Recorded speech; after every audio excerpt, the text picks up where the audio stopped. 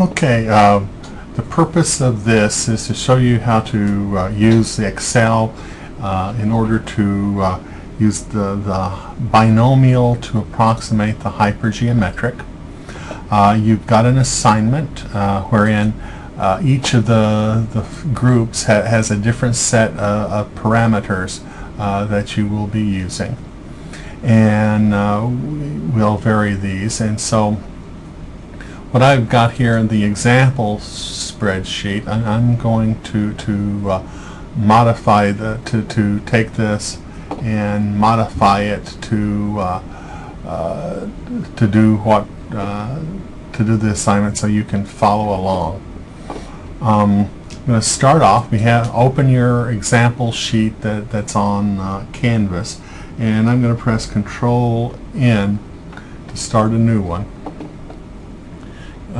I will now begin the process of cutting and pasting from one to the other. I'm going to click on that so it doesn't take up the whole sheet. And so first off, I'm going to select here name, class, and semester. I'm going to copy that and I'm going to put it into here. And you, of course, would put in whatever your name was.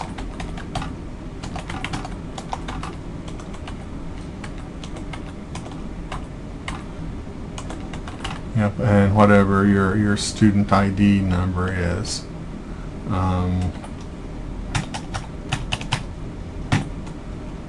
And the class, this is elementary statistics.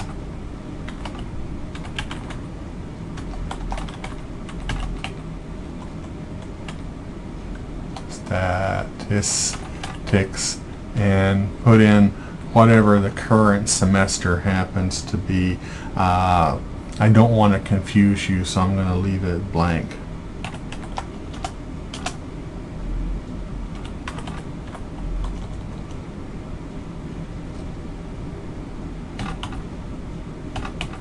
There. So just some date. Okay. Now, with this, we're only going to have about 6 things. 3 things we start with, and actually, let me just copy out these labels. Copy and paste, and I will copy this out, and I will paste it as well.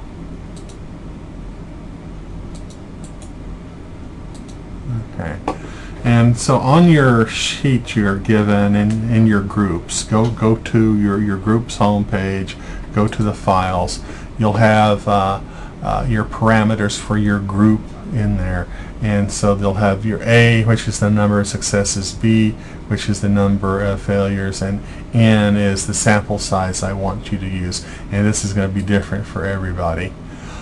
Here, might as well put the numbers down as quickly as we can so as not to forget. 123 success, and the failures is 145, and the sample size is 12. Okay, now we have some things we have to figure out here before we go too much further. Though let me do some labeling here. Okay, I'll go, let's see, formulas. Let's see, is this the right one? Or, yeah, it should be formula. Yeah, define names. Define the name for this, the successes, right? And define the name for this. This will be our failures, right? And this right here, this is going to be our sample size. So I have all the names defined. Now I want to calculate what the probability of success is. Well, remember, okay, the probability of success is the number of successes divided by successes plus failures. So successes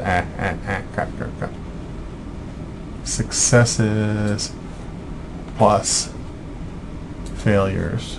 Okay. And so we have a probability of success of 0.458955. Okay. And I'll just have to give that a name right here. Prob of success. Just select and define the name. Now here, the maximum sample size. This needs some explanation. What it means, the maximum sample size that we can have and still be able to use the binomial to approximate the hypergeometric. And that maximum sample size will be equal to 0.05 times, okay, parentheses, successes plus failures, close parentheses. And so here, okay, 13.4 would be the maximum sample size we could use, and 12 is the sample size we're actually using, so everything is copacetic. Okay. Now let's go down here. We have three more headings: X, hyper, and binomial. So hyper for hypergeometric, bin for binomial. So and X is the number of successes in our trial. And so I'm gonna take that, let's see, not that one. I'm gonna take this and I'll have X, and I will have hyper, and I will have bind. And I'll go over here to my X. We start with 0, and here's a little trick. Okay, I'm going to equal, so I'll take this one, click on that cell, and do +1. Okay, so I've got the 1. Now I want to go all the way up to a sample size of 12. So I go 2, 3, 4, 5, 6, 7, 8, 9, 10, 11, 12. Then do Control D, and that fills in all of these numbers for me. So we're done there. Okay. So I go to hyper.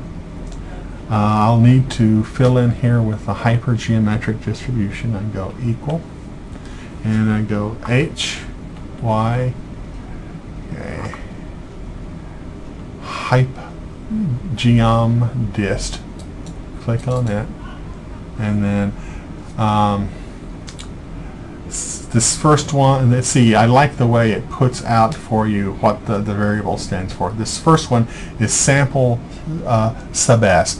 What that stands for, the number of successes in the sample. And so over here, this first column, that's what it's denoting, the number of successes in the sample. So I'm going to go click on that. And here, the number of the sample, well, that is the sample size. Okay, that's right here. Okay, then comma. Then the population successes, well, that's your total number of successes. So I click here on the number of successes, then comma. And the number of your population, well, that's your total population, which is the successes plus the failures. Okay, then you comma. Then it says cumulative. It's asking whether or not you want it to be a cumulative distribution, and the answer is no, you don't. So you're false.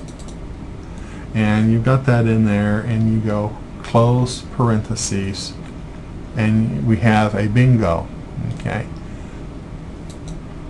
And so I can fill in down this way, arrow down and to the 12, and then Control D, and this gives us the numbers we need. Okay. Now let's go over to the binomial and go equal bin binom dist, and go down and double click on this. Okay, number of successes, that's the same thing, that's the X column. The number of trials, well, that's our sample size. The probability of success, well, this is the thing we've cleverly labeled probability of success. And then it asks cumulative, and again the answer is false, and I close my parentheses and go down like this, down arrow and control down, and we have this filled in. Now before I go on to, I'm going to make a chart of this. Before I do, I'm going to format this, select it, and then I right click on it, and then it says format cells. Okay, number, I want it 3 decimal places. I like doing probability to 3 decimal places, and bingo. Now this has the quality of cleaning it up quite a bit, because some of these numbers which had clicked into exponential notation because they were so small now just go to 0, so we don't have to worry with them. Okay, now while we still have this selected, we can go to insert, and I'm going to insert a chart. I click on this, it comes up, and it'll give us a little something, a test. What I want is these to be side by side so they can be compared with each other. Okay, so there I have it. Notice these are just pretty close. Okay, they are really pretty close. This is a nice approximation. So take this, save it, upload it, and I will grade it for you. Okay, if you have any questions, be sure to contact me.